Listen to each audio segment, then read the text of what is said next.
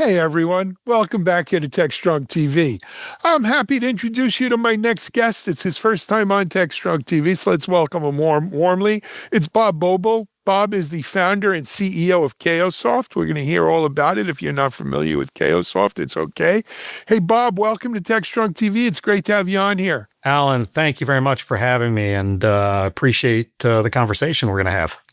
I hope you say that when we're done. Yeah, we'll do. I'm sure Hey, it will. Bob, as I mentioned, you're the founder and CEO over here at Cayosoft. Give people a sense. Like I've founded a few companies in my day as well, and no one wakes up in the middle of the night and says, "I want to found a company tomorrow." Right? It's something you got to kind of feel it. You got to feel it in your guts. You got to feel it in your heart and your head. Right. What was that feeling for you behind Cayosoft? Yeah, great question. I was in a very lucky position in my career at several different companies where I was involved with building software products. And part of that was not just building the products, but looking at alternatives to the products in a competitive situation, but also looking for acquisition targets. And so what's always interested me, and I come from an entrepreneurial family, is how people got to where they are, the mistakes they made, and the things that they did that made them successful. And I will tell you, this isn't my first company either. I've had 3 or 4 companies, and you learn a little bit each time. Rarely, are you a one-hit wonder with these things. It's usually several companies, and then you mature the way you approach it. And this time I think we did pretty well. Very cool. In prior companies, prior experience, give us a sense of kind of where your expertise was doing, what you came from there. Well, I have a really short sort of history, backstory here that I'll give you, because I think it is usually pretty interesting to folks. People don't often, have a job that they started out or intended to have. I originally intended to be in aeronautical engineering. I went to The Ohio State University, had to give them a little pitch there. Absolutely. And they're gonna have 3 of 6 players. The first 6 players in the draft, 3 may be from the Ohio State this year. Exactly. So I did not finish my degree, but in engineering for various reasons. But I did start my first software company there. It was a CAD/CAM software product, and it ran on Windows 286. If you didn't know, there was never a Windows 2. It was Windows 1, 286, and then Windows 3. Windows 3. It was right as they were transitioning to 3. And so I knew a little bit about Microsoft and back when they were 75 people, not the juggernaut they are today. And through that, I swore I'd never do another software company. So I started doing consulting and programming and networking very early on. This is when businesses were just starting. I'm in Columbus, Ohio, by the way, still even after college. Big tech area, Borden and all those folks. Yep. And so I woke up one morning. My wife was sitting on the edge of the bed. She said, "Hey, I love that you're your own boss, that you're doing consulting, but we're going to have a kid now. You need to go get a real job." So I went to work for a small startup called Ileta Software, and they were in the Windows tool space. And so it was a natural fit. Several years after joining them, they sold that company to a company called Quest Software. And then for the next 8.5, 9 years, I enjoyed working for a company that was both leading that space, doing acquisitions in that space. And, for 7 of those 8 years, we were Microsoft Partner of the Year. So, worked with the largest and medium and even some of the smallest Microsoft customers. Really learned a lot. They decided that they were going to sell to Dell and become Dell Software. And I thought, I've been here for a while. I want to try something new. And so I went to another company for 6 or 7, 8 months in the similar space. And at some point I was like, Microsoft is announcing this big cloud shift. They're moving from on-premise client server to cloud. And my current business partner and I both recognized that this was the paradigm shift that we had seen all those other successful folks catch a hold of. Ileta was there when Active Directory started. That was started by Ratmir Timoshev and Andrei Baranov that went on later to create Veeam software. And we really recognized this pretty quickly. We also recognized, differently from a lot of other folks, that this was not about enterprises and moving those to the cloud. It was really about protecting the Office product line from Google, Google Works or Docs, and protecting the server market from Amazon. And so we realized that the enterprise customers that we had served for, the past 8-9 years were not going to have the tooling that they needed to make this transition. And yet they all were being pushed to move their expenses from capital expenditures to operational expenditures and use these cloud things. So, for those of you in the audience that ever had to work with Microsoft Exchange, it's a very complex email product, right? And being able to offload that onto that piece of your infrastructure onto the people that wrote the tool is a godsend. It makes it that much easier, right? And even with identity, there is a lot more energy put into the security side of Entra ID, which is the next generation of Microsoft's directory, versus Active Directory, because it's on-premise. Microsoft doesn't control the security there. You're on your own to control it. So at some point in the future, you'll see that those other pieces shift for a large segment. But right now, we're enjoying this time where we recognize that enterprises are locked in this journey. They started with client server, Active Directory, and Exchange on-premise, and SharePoint on-premise, these client server designed and developed tools. They have some really great collaboration and additional operational benefits they get by integrating cloud, but they may not be able to go fully cloud. So they're in this situation where they have a lot of on-premise and a lot of cloud, and they operate these two separate environments.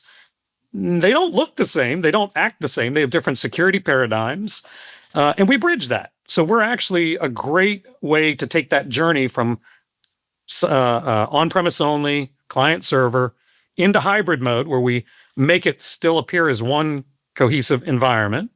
And then eventually, if you decide you're going to go cloud only, you basically just turn off the client server components in our tool, and you continue to manage. So it makes it a very good solution to solve some of the operational inefficiencies that hybrid naturally brings. Sure. And it's not just about management for us. We also recognized that the traditional model was to get into the market with a single tool, like Active Directory Recovery, for example. That's one of the tools that launched Ileta and got them acquired by Quest. But the old model was, hey, we have this market. We're selling to the Active Directory guys and the infrastructure team. Sometimes it's identity, sometimes it's security, but we have that market, right? And it's easier to sell another tool to the same people. So let's go build a second tool and then a third tool and give it to the salespeople.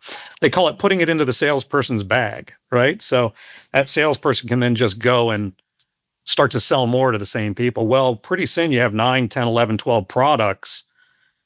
You have to build them. Each time developers build it a little bit differently. And so they're not the same. They don't share a security infrastructure or a look and feel or approach. And at some point in really large companies, you might get away with that because the identity team now owns Active Directory, but the SharePoint pieces are over here. And now with Teams or Slack, there's another team for that. But when you get to the mid-sized customers and smaller customers, it becomes very difficult. And so when we took this journey, my partner and I looked at what hybrid meant, moving those resources, over 10, 15 years from on-premise only to cloud only, with this hybrid mode in between. And we realized that we didn't want to lose the benefits of a completely integrated platform. So we don't just do management. We do management, change monitoring in a novel way.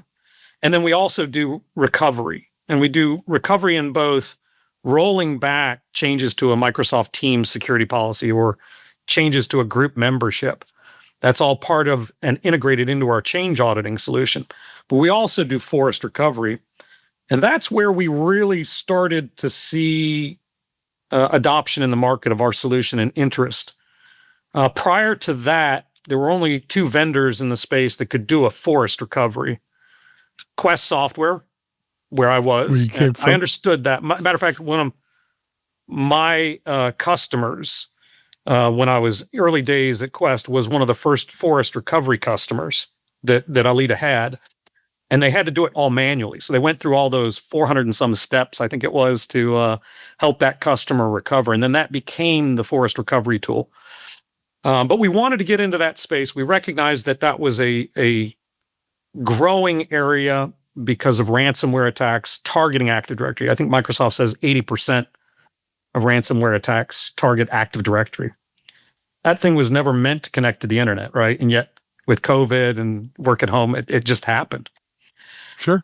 And so as we started looking in that space, we realized that management, delegated administration, least privilege, zero trust, combined with seeing what's going on in these hybrid environments, and then finally being able to recover when you make a mistake or when somebody gets in to recover from a ransomware attack was the three big buckets of we'll call them buckets of help that IT teams, modern IT teams need help with.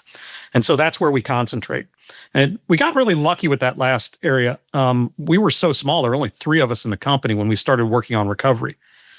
And my business partner called me and said, "Hey, we're going to announce forest recovery, this ransomware recovery thing." I was in Florida at the time. I realized that you're down there in the warm weather, in the snowy Columbus weather right now. It is. I don't want to rub it in, but it is warm today. Yeah. So I was in Southern Florida at the time, and he called me late one night, and we had a demo. I think this was Saturday night, 3 a.m. He called me.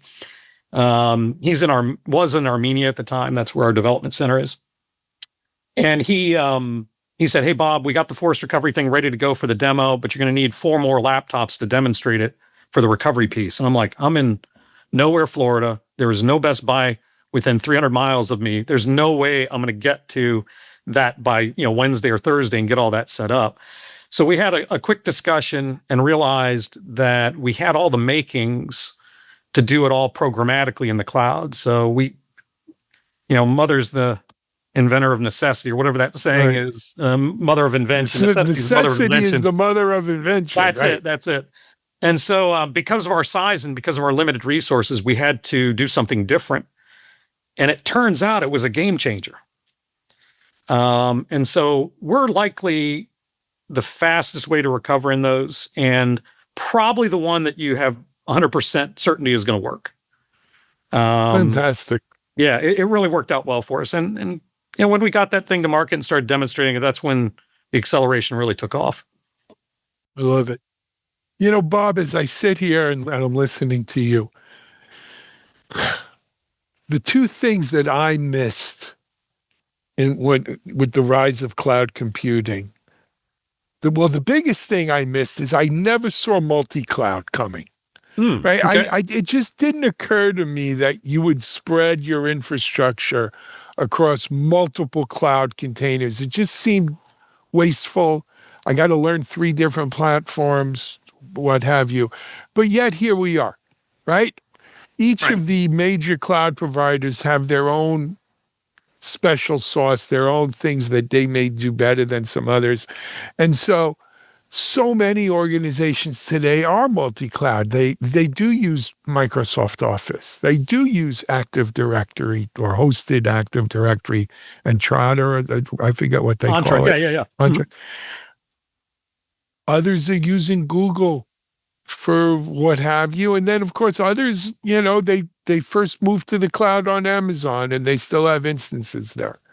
And there are things AWS does that the others, don't do as well. So, multi-cloud, I think, was something. The second thing was, I thought the train would keep going. Like, I didn't think everybody would move everything to the cloud all at once. Mm-hmm. But I thought once you set up shop in the cloud, there would be like an underground railroad, if you will, of things constantly until finally you emptied out your server closet. Sure. Now, it hasn't really worked out that way, has it? Right? We still have, there's probably, I'm going to say, still a majority of applications and infrastructure deployed not in the cloud or not in the public cloud. It may be at third-party data centers or what have you, colo, but not in the third-party cloud. And that, to me, is got to be music to your ears, right? Because the longer the more we have in these hybrid environments, the more they need the Cayosoft type of solutions. There are two things that I think support that thought you just had. One is that I think people don't quite understand the magnitude of Microsoft's previous generation of client server. And when I say that, and this is a Microsoft number, 96% of businesses worldwide ran Active Directory. That number, I don't doubt it, is almost inconceivable to a lot of folks because they don't really understand how. But if you went all around the globe, everybody used Active Directory. And so I think there's a scale that it's just going to take time because they had built for 25 years. By the way, happy birthday to Active Directory, which was 2 weeks ago. For 25 years, people built applications around Active Directory. It was the standard. No, it was so a it takes monopoly. time to unwind all that, right? So I don't want to use the M word. We'll get sued. Yeah. But it pretty much, it was the standard. I mean, I'm old. Look, I remember a time of NetWare.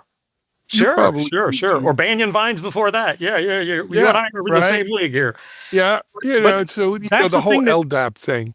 I think it just is taking time, So I think that's an important one. And interestingly enough, when we started this company, and we started to discuss what was available to us in terms of what we thought we would do for product, we were going to start with Google because Microsoft had not yet announced Office 365. And so the platform we built actually is multi-cloud capable for management, monitoring, and recovery. We have gone down the path very similar to what Veeam had done, chasing VMware first and then switching over to Microsoft and doing both. We are in that process currently with our platform of embracing what we've known the best, which is the Microsoft stack. But our first betas and testing were all on the Google stack, interestingly enough. So I think any plans, and don't say anything you're not supposed to. Sure. But any plans to work with the Google Docs, the Google So Office? we already do. Oh, we have several customers that we support unified user provisioning for and group management. We also support AWS for either running the solutions that we have on the client server side, or, for example, with Forest Recovery, you can actually use an AWS instance to further insulate you from your on-premise Active Directory. So you can have our automated backup and recovery of your directory. We actually call it a standby forest. We clone your forest every night. You can do that in Microsoft's Azure, which is probably what the majority of folks are doing, right? So you have that clone of your AD infrastructure there ready to go should you get attacked, or you can do it in Amazon. And we also support some on-premise as well. But I think as we see customers coming to us, that is how we know when we need to start supporting things. We don't just, put our finger in the air and say, oh, I think we should go do something. We're constantly taking feedback. And I think that is another differentiator that's allowed us to really accelerate our growth. A lot of companies say, hey, we're doing great. We did about 76, 77% growth in our revenue last year, coming off another year, and we'll likely continue that or maybe accelerate that a little bit more this year. And I think that combined with our high 90% customer retention proves that we're on the right track with our unified platform and listening to customers. And as they run into these challenges, we're hearing that and we then embrace those things. And if they come back and they tell us, hey, you need to support Jump Cloud or Okta, that'll be the next thing we do, right? So for me, those things are going to be revealed to us through our customer base. And our customers are, mid-sized Microsoft customers at the moment. Right. That's what I was going to say too. And look, in a lot of ways, it was kind of an unspoken truth in enterprise. Microsoft controlled the enterprise, right? But they also controlled the mid-market and small market because they just made it so easy. Look, even when I started TechStrong 12 years ago, 13 years ago, I mean, Google was there, don't get me wrong, but we were it was so easy to just use Office already, right? And it was, a no-brainer, right? And I didn't have on-prem. Everything was SaaS. I didn't have a server closet. We have a room here in the office that still has, when we moved in, it had a sign on the door. It says data room. I got a cardboard cutout of Commander Data and put it in there. and, and that's Data's room. But other That's than funny. that, I got nothing. That's funny. So I get it. However, I will say that, look, we're AD. I don't want to throw the M word around, but you're right. 96% of the world, I think, was on Active Directory. There are other directory choices. I think Google, and I forget what they call Google Office, the official word for it, but Workspace. It used to be yeah, Docs. Workspace, It's Google whatever Workspace. the soup du jour is this week, I think. Yeah, it's made tremendous gains and inroads, and we use it here too. I offer people, pick whichever one you want. I'm not discriminating, but Exchange Server as well, right? Versus Gmail, corporate Gmail. This is the world we live in today. Right. And I think that's why you need companies like Cayosoft to navigate those borders, to navigate, whether I'm going to be all on-prem, all in the cloud, a little of both, a little here, a little there.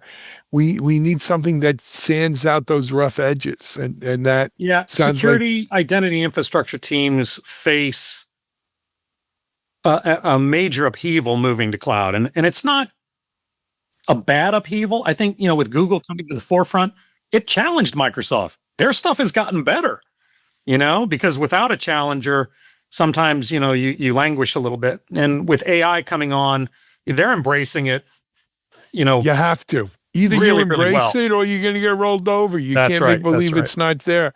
You talk about embracing a challenger. I remember when Microsoft invested in Apple, right? Remember that? That was crazy. It was good. Yeah, but they had to have otherwise the Justice Department might have got involved, right? Yeah, it just took justice a little longer than I think after. Well, whatever. Look, those guys at Apple did okay for themselves, didn't they? Hey, Bob, we never mentioned the website for Cayosoft.